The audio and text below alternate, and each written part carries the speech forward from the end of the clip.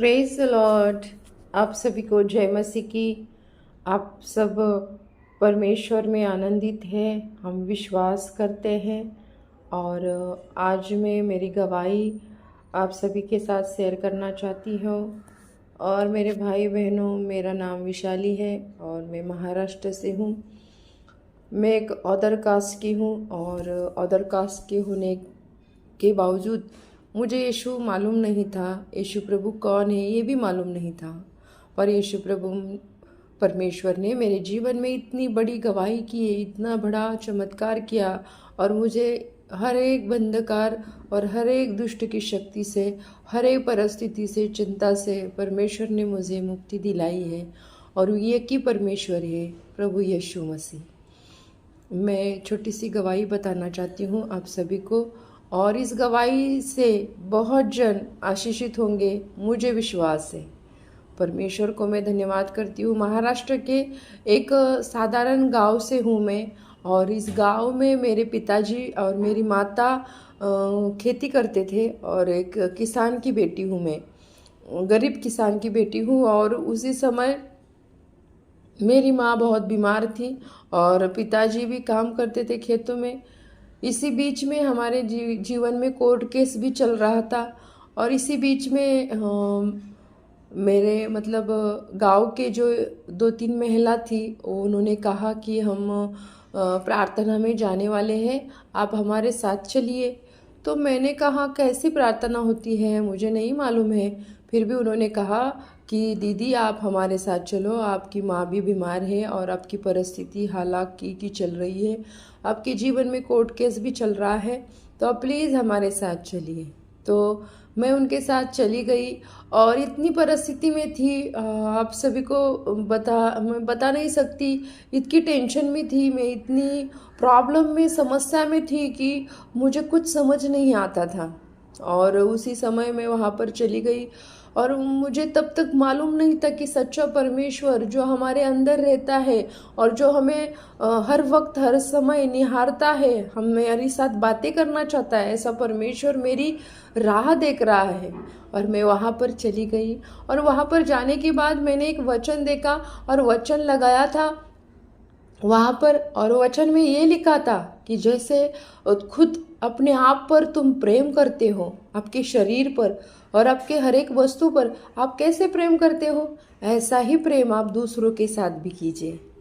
Praise Lord. परमेश्वर ने वचन मेरे जीवन में दिया और मैं इतना आशीषित हुई उस वचन से, क्योंकि उस समय जो हमारे रिश्तेदार थे, रिलेटिव थे, जो नज़दीक के, जो पिताजी के रिलेटिव थे, वो और माता जी के भी जो रिलेटिव थे, हमारे साथ कोई अच्छा नहीं बर्ताव करता था, क्योंकि हम गरीब थे और कोई परिस्थिति से थे।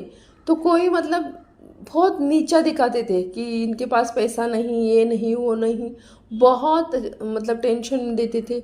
और उसी वक्त मुझे वो वचन इतना मेरे हृदय को लगा कि तू जैसे खुद पर प्रेम करती है, वैसे ही दूसरों के साथ भी प्रेम कर।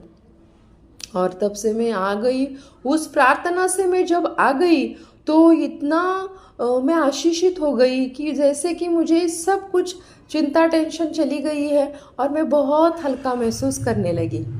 और मैं घर आई और मैं ऐसे ही प्रार्थना करने चली गई, ऐसे ही जाती रही और मुझे बहुत अच्छा महसूस होने लगा। ऐसा मैं जाती रही। अचानक से मेरी माँ बहुत सी बीमार हो गई फिर से, और उसे हॉस्पिटल लेकर मैं गई।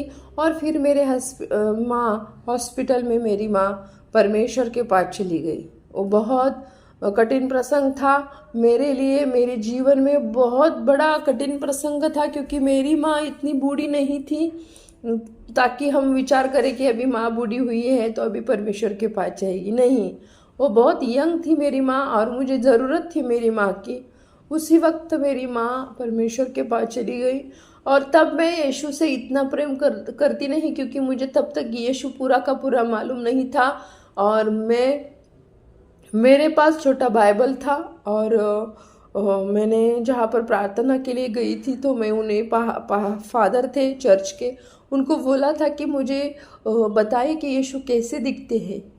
तो उन्होंने बोला था कि ऐसा यीशु मसीह का कोई भी फ़ोटो नहीं है बेटी, पर हम कैलेंडर पर इसी पर हम छापते हैं फ़ोटो, तो मैं वो फ़ोटो आपको देता हूँ, पर आप ये मत समझो कि वही यीशु प्रभु है।